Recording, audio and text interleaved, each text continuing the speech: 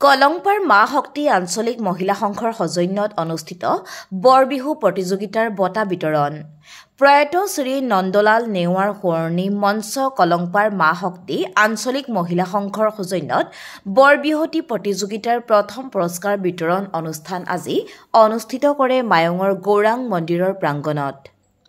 যোৱা ৩০ বহাগ ইংৰাজী ১৩ মেত অনুষ্ঠিত হোৱা প্ৰতিযোগিতাৰ প্ৰথম পুৰস্কাৰ বিতৰণ অনুষ্ঠান বিশেষ কাৰণবশতঃ অৰ্থাৎ নাচনি হঠাৎ অসুস্থ হৈ পৰাত চিকিৎসালয়ত ভৰ্তি কৰিব লগা হোৱাত সিদিনা স্থগিত আছিল পুৰস্কাৰ বিতৰণ।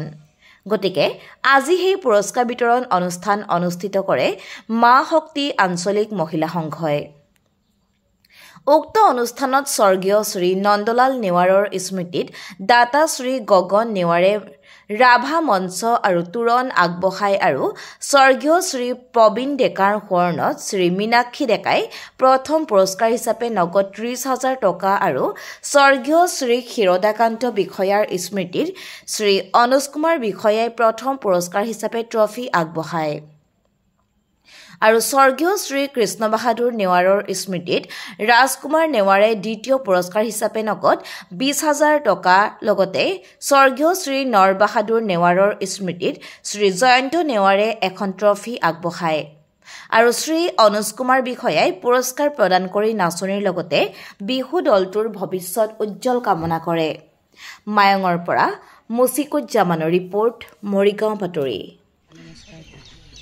নমস্কাৰ।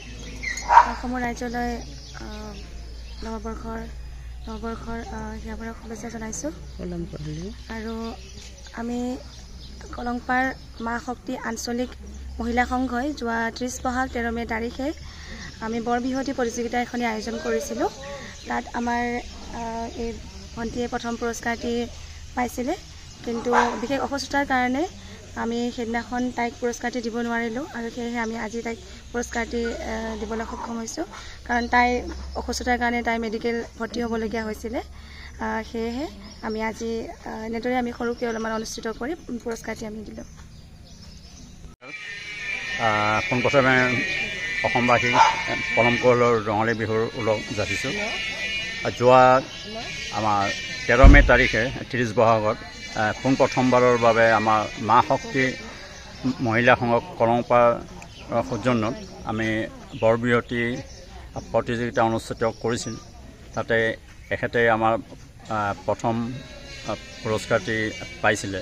সেইদিনাখন তেওঁ শাৰীৰিক অসুস্থতাৰ বাবে তেওঁ মেডিকেলত এডমিট হ'বলগীয়া হ'ল। সেয়েহে আজি অলপমান সুস্থ হৈ তেওঁক আমি পুনৰ আমাৰ ইয়াত আনি এটি অনুষ্টুপীয়া আমি অনুষ্ঠান এটা কৰি তেখেতক আমি প্ৰথম প্ৰাইজটি দিছোঁ আৰু এইটি দিছোঁ মোৰ স্বৰ্গীয় পিতৃ ক্ষীৰদাকান্ত বিষয়া দেৱৰ নামত আৰু লগতে নগদ ৩০,০০০ টকা এটা দিয়া হৈছে। তেওঁ পুৰস্কাৰ আছিল, লগতে গামখাৰু আৰু মানপত্ৰ লগতে এইখিনি দি আমি তেওঁক আজি সম্বৰ্ধনাটো জনাইছোঁ। উজ্জ্বল ভৱিষ্যত কামনা কৰিছোঁ।